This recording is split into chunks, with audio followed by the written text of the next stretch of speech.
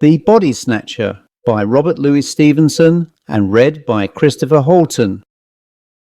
Every night in the year, 4 of us sat in the small parlour of the George at Debenham, the undertaker and the landlord and Fetz and myself.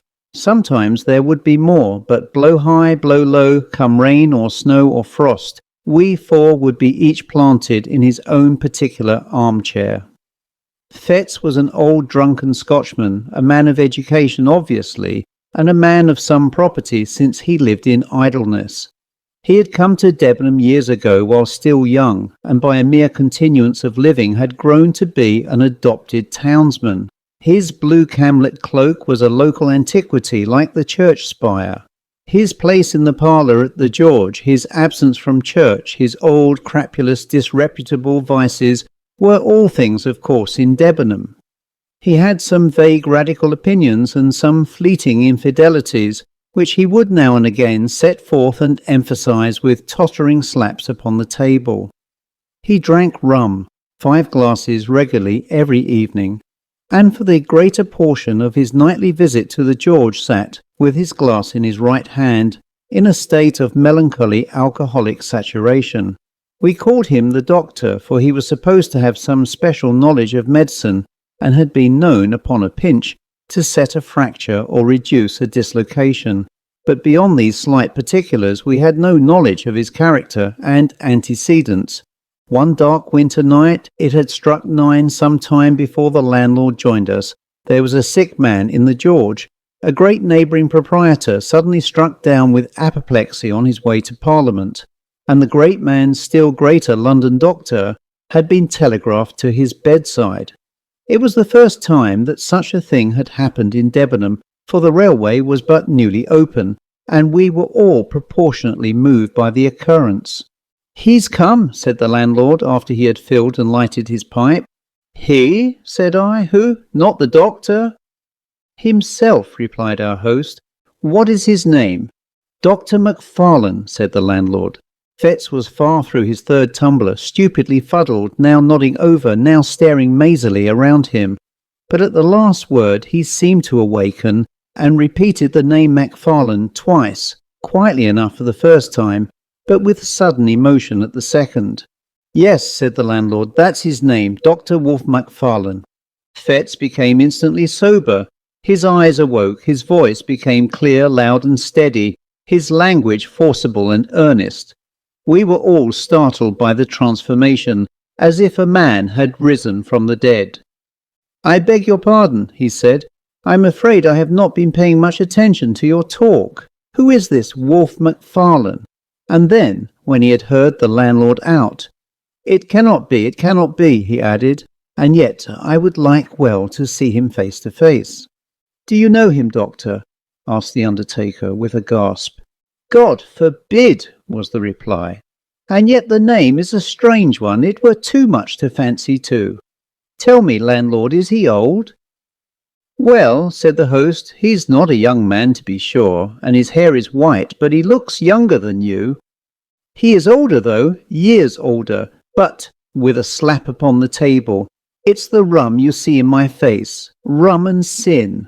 This man perhaps may have an easy conscience and a good digestion. Conscience! Hear me speak. You would think I was some good old decent Christian, would you not? But no, not I. I never canted. Voltaire might have canted if he'd stood in my shoes. But the brains," with a rattling fillip on his bald head, "the brains were clear and active, and I saw and made no deductions." "If you know this doctor," I ventured to remark, after a somewhat awful pause, "I should gather that you do not share the landlord's good opinion." Fetz paid no regard to me. "Yes," he said with sudden decision, "I must see him face to face." There was another pause, and then a door was closed rather sharply on the first floor, and a step was heard upon the stair. "That's the doctor," cried the landlord. "Look sharp, and you can catch him." It was but 2 steps from the small parlour to the door of the old George Inn. The wide oak staircase landed almost in the street. There was room for a Turkey rug and nothing more between the threshold and the last round of the descent. But this little space was every evening brilliantly lit up, not only by the light upon the stair and the great signal lamp below the sign, but by the warm radiance of the barroom window. The George thus brightly advertised itself to passers-by in the cold street. Fetz walked steadily to the spot, and we, who were hanging behind, beheld the two men meet, as one of them had phrased it, face to face. Dr. Macfarlane was alert and vigorous. His white hair set off his pale and placid, although energetic countenance. He was richly dressed in the finest of broadcloth and the whitest of linen, with a great gold watch chain, and studs and spectacles of the same precious material. He wore a broad-folded tie, white and speckled with lilac, and he carried on his arm a comfortable driving coat of fur. There was no doubt but he became his years, breathing as he did, of wealth and consideration, and it was a surprising contrast to see our parlour sot, bald, dirty, pimpled, and robed in his old camlet cloak, confront him at the bottom of the stairs. "Macfarlane," he said somewhat loudly, more like a herald than a friend. The great doctor pulled up short on the fourth step, as though the familiarity of the address surprised and somewhat shocked his dignity. "Toddy Macfarlane," repeated Fetz. The London man almost staggered. He stared for the swiftest of seconds at the man before him, glanced behind him with a sort of scare, and then, in a startled whisper, "Fetz," he said, "you." "I," said the other, "me? Did you think I was dead too? We are not so easy shut of our acquaintance." "Hush, hush," exclaimed the doctor. "Hush, hush. This meeting is so unexpected. I can see you are unmanned. I hardly knew you, I confess, at first, but I am overjoyed. Overjoyed to have this opportunity. For the present it must be how do you do and goodbye in one, for my fly is waiting, and I must not fail the train. But you shall, let me see, yes, you shall give me your address, and you can count on early news of me. We must do something for you, Fetz. I fear you are out at elbows, but we must see to that for Auld Lang Syne, as once we sang at suppers." "Money!" cried Fetz. "Money from you! The money that I had from you is lying where I cast it in the rain." Dr. Macfarlane had talked himself into some measure of superiority and confidence, but the uncommon energy of this refusal cast him back into his first confusion. A horrible, ugly look came and went across his almost venerable countenance. "My dear fellow," he said, "be it as you please, my last thought is to offend you. I would intrude on none. I will leave you my address, however." "I do not wish it. I do not wish to know the roof that shelters you," interrupted the other. "I heard your name. I feared it might be you. I wish to know if after all there were a God. I know now that there is none. Begone!" He still stood in the middle of the rug, between the stair and the doorway, and the great London physician, in order to escape, would be forced to step to one side. It was plain that he hesitated before the thought of this humiliation. White as he was, there was a dangerous glitter in his spectacles. But while he still paused uncertain, he became aware that the driver of his fly was peering in from the street at this unusual scene, and caught a glimpse at the same time of our little body from the parlour, huddled by the corner of the bar. The presence of so many witnesses decided him at once to flee. He crouched together, brushing on the wainscot, and made a dart like a serpent, striking for the door. But his tribulation was not yet entirely at an end. For even as he was passing, Fetz clutched him by the arm, and these words came in a whisper, and yet painfully distinct. "Have you seen it again?" The great rich London doctor cried out aloud with a sharp throttling cry. He dashed his questioner across the open space, and with his hands over his head fled out of the door like a detected thief. Before it had occurred to one of us to make a movement, the fly was already rattling towards the station. The scene was over like a dream, but the dream had left proofs and traces of its passage. Next day the servant found the fine gold spectacles broken on the threshold, and that very night we were all standing breathless by the barroom window, and Fetz at our side, sober, pale, and resolute in look. "God protect us, Mr. Fetz," said the landlord, coming first into possession of his customary senses.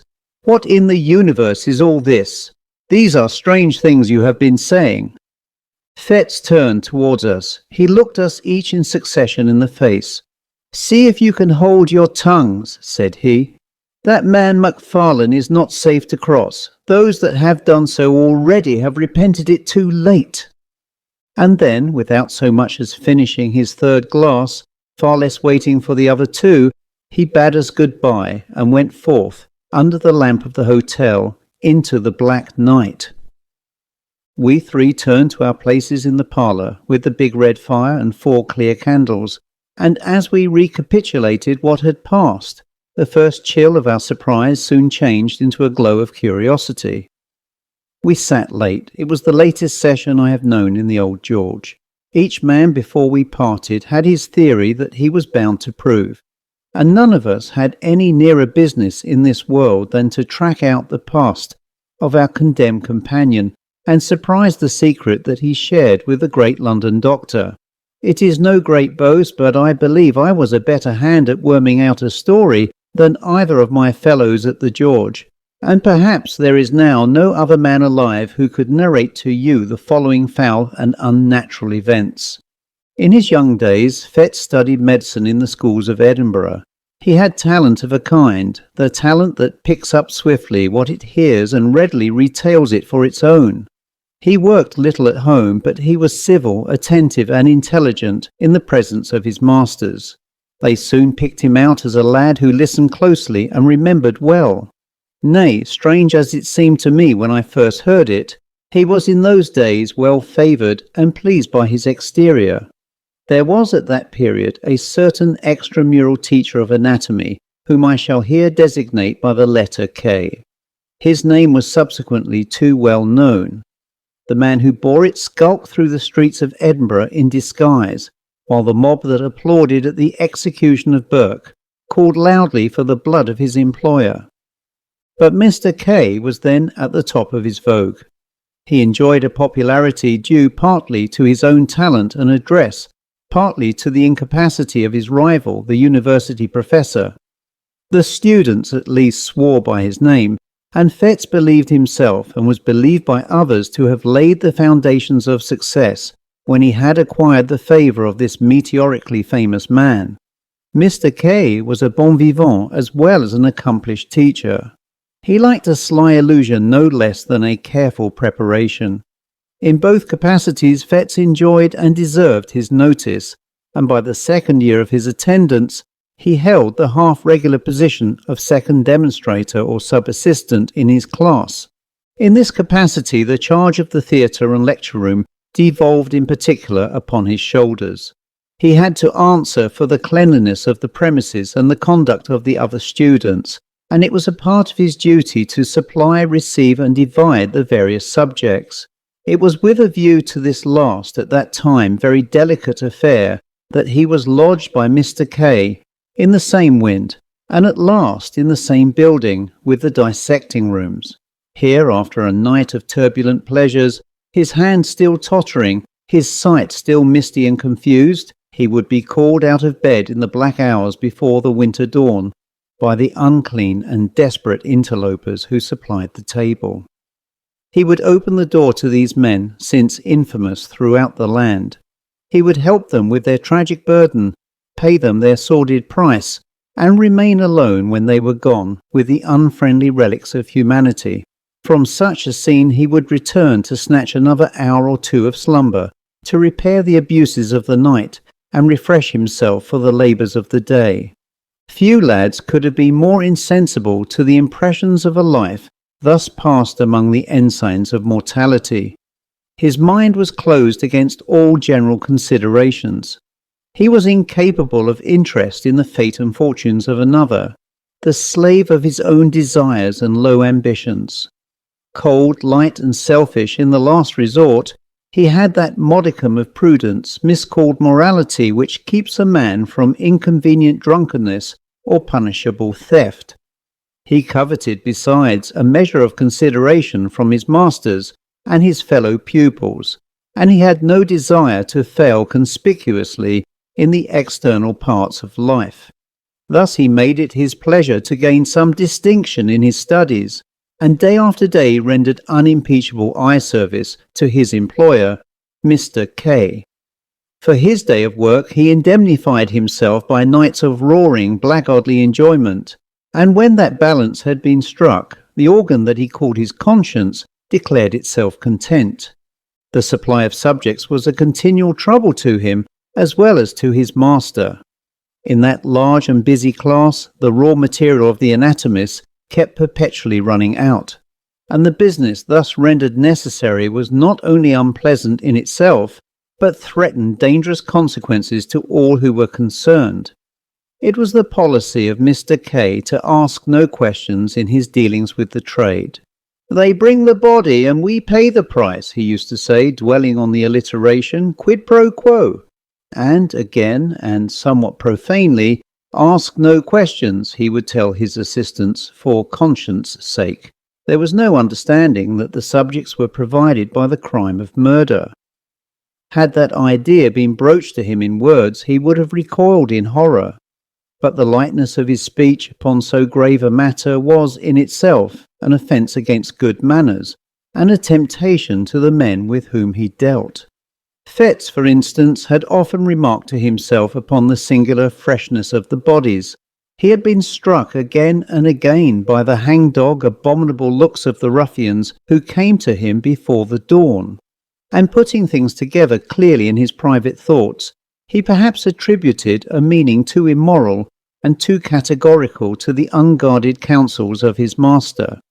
He understood his duty, in short, to have three branches: to take what was brought, to pay the price, and to avert the eye from any evidence of crime.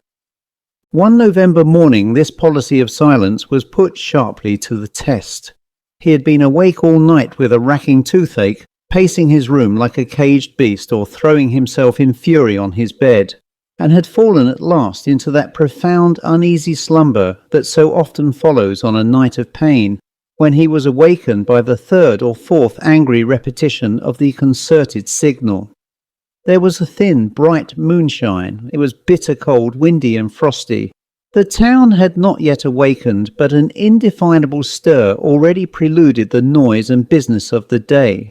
The ghouls had come later than usual, and they seemed more than usually eager to be gone. Fetz, sick with sleep, lighted them upstairs. He heard their grumbling Irish voices through a dream, and as they stripped the sack from their sad merchandise, he leaned dozing with his shoulder propped against the wall. He had to shake himself to find the men their money. As he did so, his eyes lighted on the dead face. He started. He took 2 steps nearer with the candle raised. "God Almighty!" he cried. "That is Jane Galbraith." The men answered nothing, but they shuffled nearer the door. "I know her, I tell you," he continued. "She was alive and hearty yesterday. It's impossible she can be dead. It's impossible you should have got this body fairly." "Sure, sir, you're mistaken entirely," said one of the men. But the other looked Fetz darkly in the eyes and demanded the money on the spot. It was impossible to misconceive the threat or to exaggerate the danger. The lad's heart failed him. He stammered some excuses, counted out the sum, and saw his hateful visitors depart.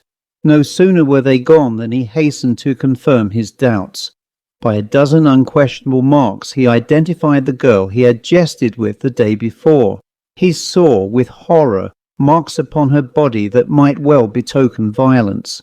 A panic seized him, and he took refuge in his room. There he reflected at length over the discovery that he had made, considered soberly the bearing of Mr. K's instructions and the danger to himself of interference in so serious a business, and at last, in sore perplexity, determined to wait for the advice of his immediate superior, the class assistant. This was a young doctor, Wolfe Macfarlane, a high favourite among all the reckless students, clever, dissipated, and unscrupulous to the last degree. He had travelled and studied abroad. His manners were agreeable and a little forward. He was an authority on the stage, skilful on the ice or the links with skate or golf club. He dressed with nice audacity, and to put the finishing touch upon his glory, he kept a gig and a strong trotting horse. With Fetz he was on terms of intimacy. Indeed, their relative positions called for some community of life, and when subjects were scarce, the pair would drive far into the country in Macfarlane's gig, visit and desecrate some lonely graveyard, and return before dawn with their booty to the door of the dissecting room. On that particular morning, Macfarlane arrived somewhat earlier than his wont. Fettes heard him and met him on the stairs, told him his story, and showed him the cause of his alarm. Macfarlane examined the marks on her body.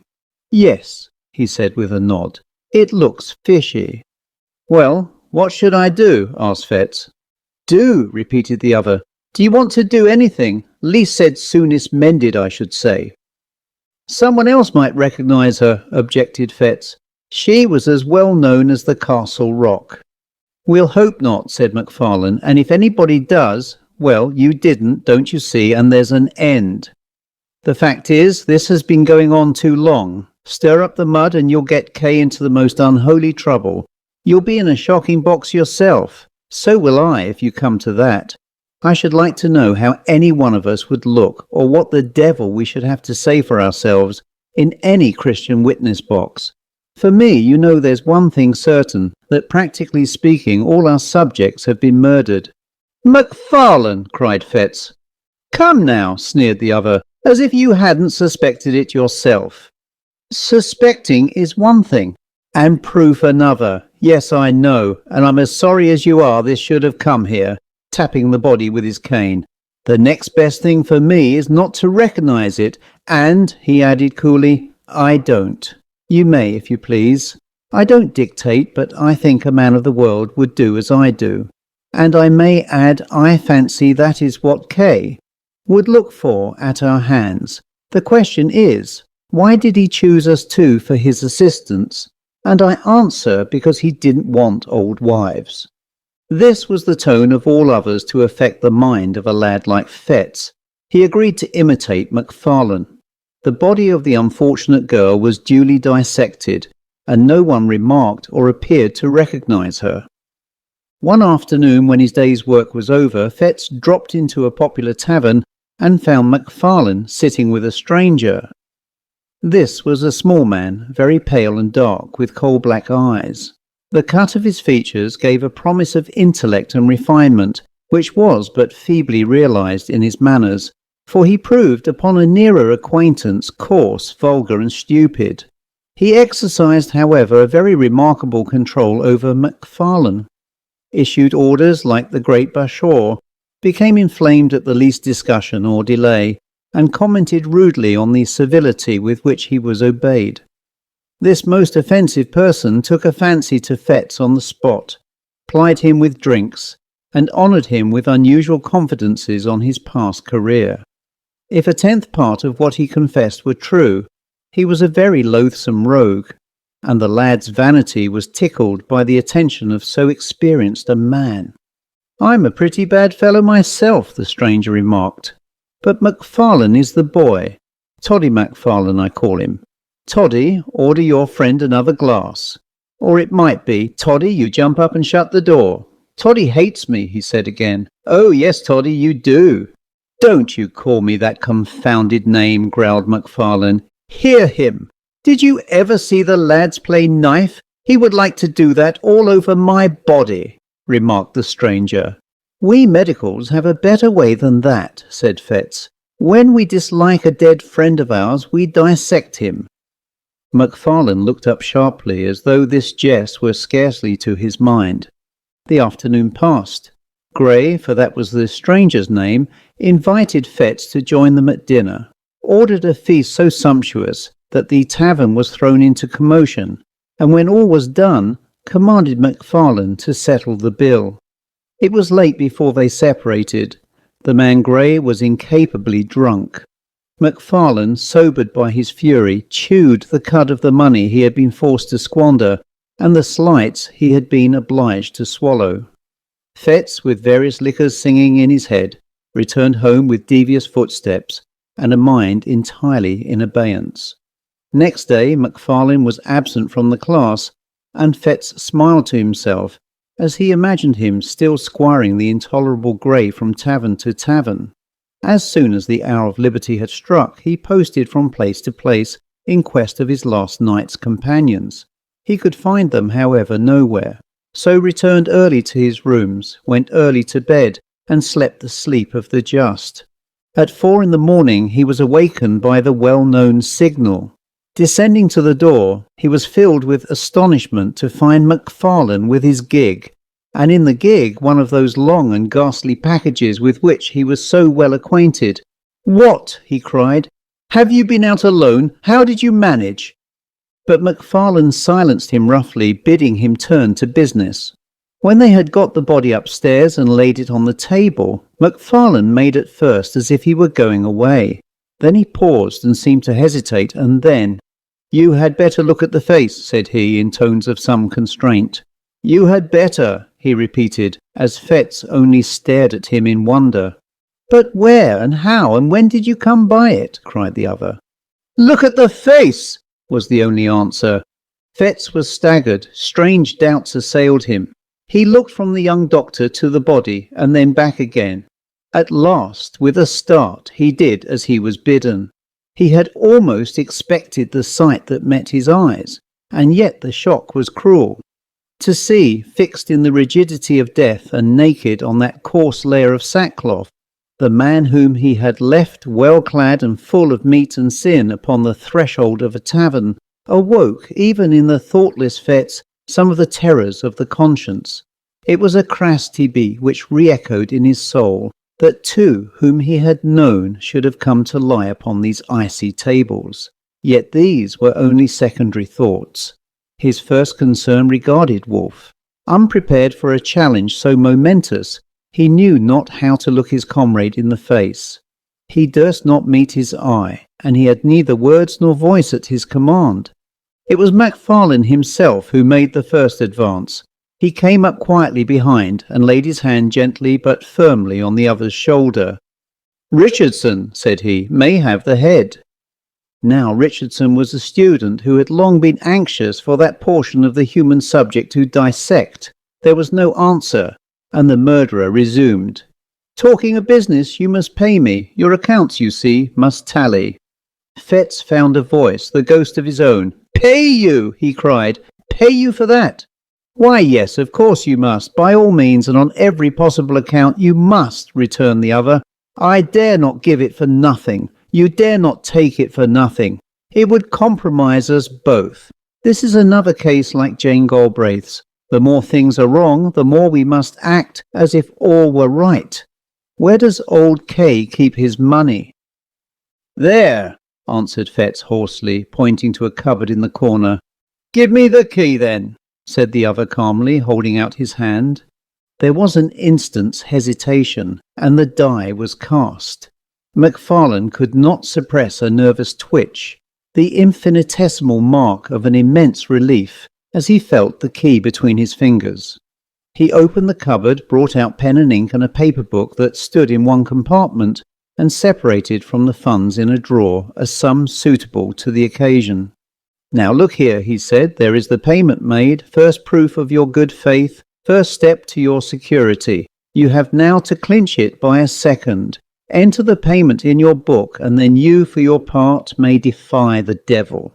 The next few seconds were for Fetz an agony of thought, but in balancing his terrors it was the most immediate that triumphed. Any future difficulty seemed almost welcome if he could avoid a present quarrel with MacFarlane. He set down the candle which he had been carrying all this time, and with a steady hand entered the date, the nature, and the amount of the transaction. "And now," said MacFarlane, "it's only fair that you should pocket the lucre. I've had my share already. By the by, when a man of the world falls into a bit of luck, has a few shillings extra in his pocket. I'm ashamed to speak of it, but there's a rule of conduct in the case. No treating, no purchase of expensive class books, no squaring of old debts. Borrow, don't lend." "MacFarlane," began Fetz still somewhat hoarsely, "I've put my neck in a halter to oblige you." "To oblige me?" cried Wolfe. "Oh, come, you did, as near as I can see the matter, what you downright had to do in self-defence. Suppose I got into trouble, where would you be? This second little matter flows clearly from the first. Mr. Gray is the continuation of Miss Galbraith. You can't begin and then stop.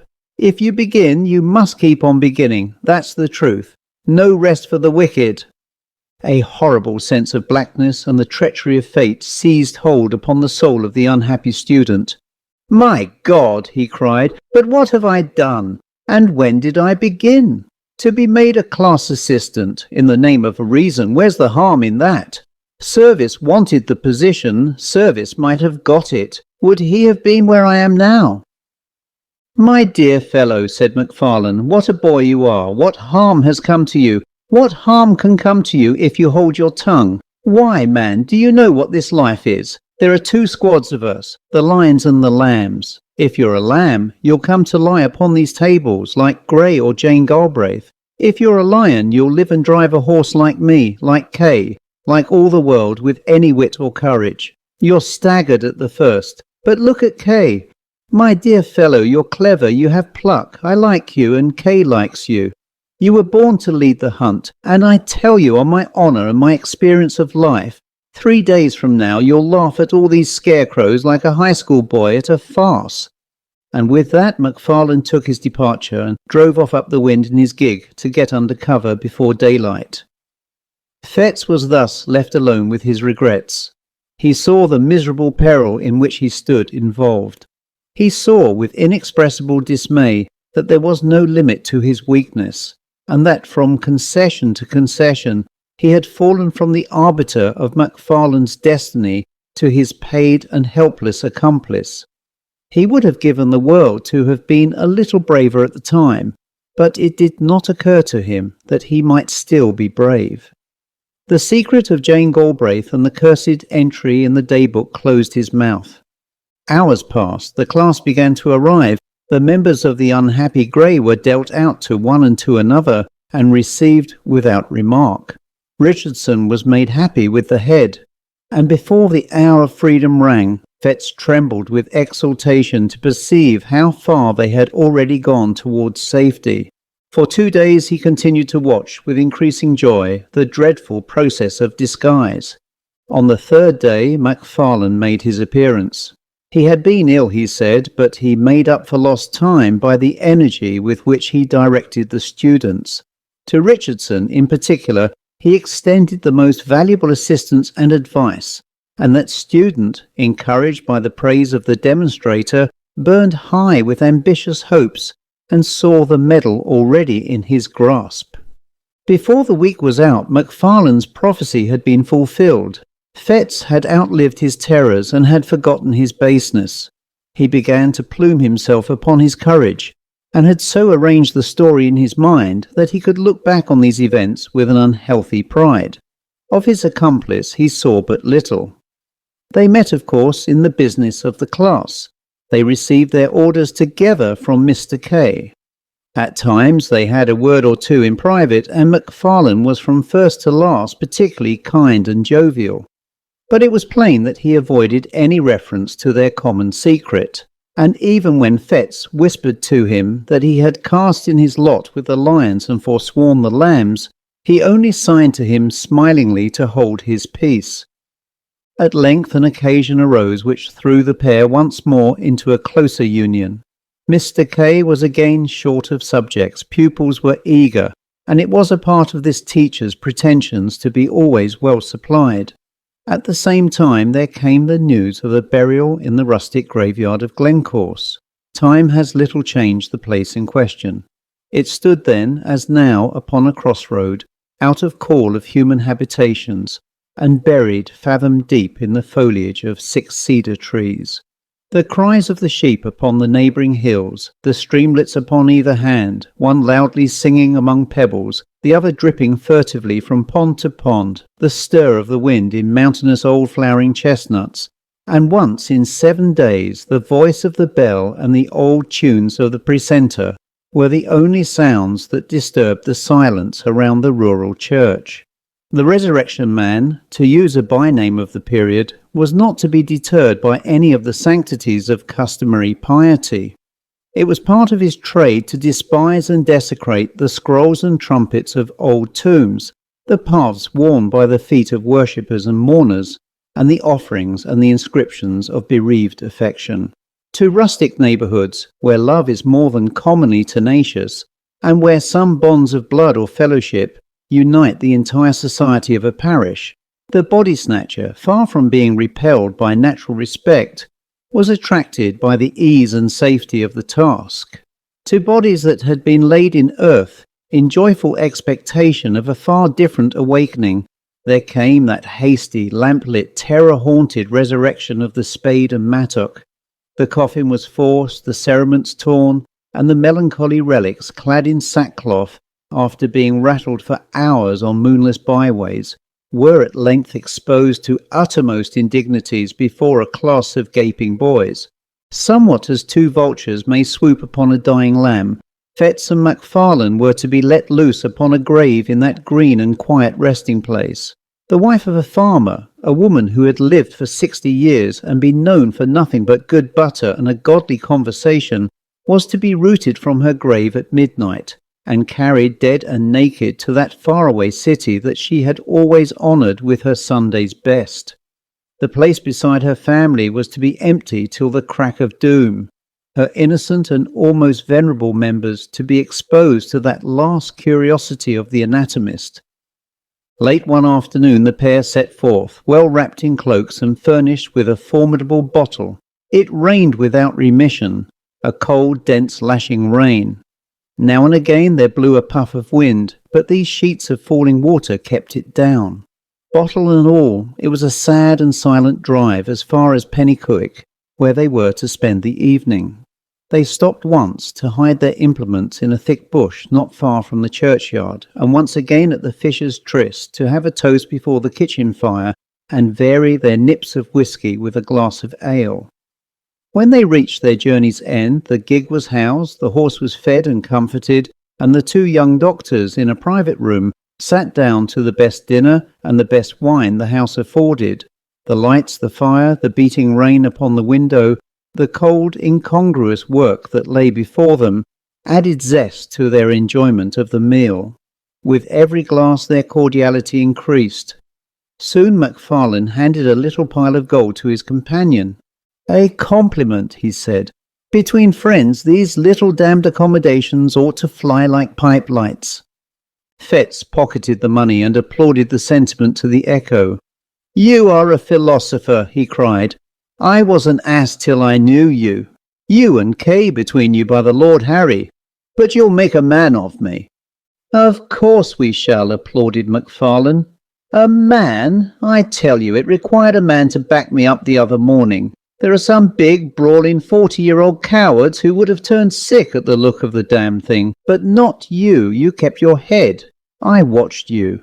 "Well, and why not?" Fettes thus vaunted himself. "It was no affair of mine. There was nothing to gain on the one side but disturbance, and on the other I could count on your gratitude, don't you see?" And he slapped his pocket till the gold pieces rang. Macfarlane somehow felt a certain touch of alarm at these unpleasant words. He may have regretted that he had taught his young companion so successfully, but he had no time to interfere, for the other noisily continued in this boastful strain. "The great thing is not to be afraid. Now, between you and me, I don't want to hang. That's practical. But for all cant, Macfarlane, I was born with a contempt. Hell, God, devil, right, wrong, sin, crime, and all the old gallery of curiosities. They may frighten boys, but men of the world, like you and me, despise them. Here's to the memory of Grey." It was by this time, growing somewhat late, the gig, according to order, was brought round to the door with both lamps brightly shining, and the young men had to pay their bill and take the road. They announced that they were bound for Peebles, and drove in that direction till they were clear of the last houses of the town. Then, extinguishing the lamps, returned upon their course, and followed a by-road toward Glencorse. There was no sound but that of their own passage, and the incessant, strident pouring of the rain. It was pitch dark. Here and there a white gate or a white stone in the wall guided them for a short space across the night, but for the most part it was at a foot-pace, and almost groping, that they picked their way through that resonant blackness to their solemn and isolated destination. In the sunken woods that traversed the neighbourhood of the burying ground, the last glimmer failed them, and it became necessary to kindle a match and re-illumine one of the lanterns of the gig. Thus, under the dripping trees and environed by huge and moving shadows, they reached the scene of their unhallowed labours. They were both experienced in such affairs and powerful with the spade, and they had scarce been 20 minutes at their task before they were rewarded by a dull rattle on the coffin lid. At the same moment Macfarlane, having hurt his hand upon a stone, flung it carelessly above his head. The grave in which they now stood, almost to the shoulders, was close to the edge of the plateau of the graveyard, and the gig lamp had been propped, the better to illuminate their labours, against a tree, and on the immediate verge of the steep bank descending to the stream. Chance had taken a sure aim with the stone. Then came a clang of broken glass. Night fell upon them. Sounds alternately dull and ringing announced the bounding of the lantern down the bank, and its occasional collision with the trees. A stone or two, which it had dislodged in its descent, rattled behind it into the profundities of the glen, and then silence like night resumed its sway, and they might bend their hearing to its utmost pitch, but naught was to be heard except the rain, now marching to the wind, now steadily falling over miles of open country. They were so nearly at an end of their abhorred task that they judged it wisest to complete it in the dark. The coffin was exhumed and broken open, the body inserted in the dripping sack and carried between them to the gig, one mounted to keep it in its place, and the other, taking the horse by the mouth, groped along by wall and bush until they reached the wider road by the Fisher's Tryst. Here was a faint diffused radiancy which they hailed like daylight. By that they pushed the horse to a good pace and began to rattle along merrily in the direction of the town. They had both been wetted to the skin during their operations, and now, as the gig jumped among the deep ruts, the thing that stood propped between them fell now upon one and now upon the other.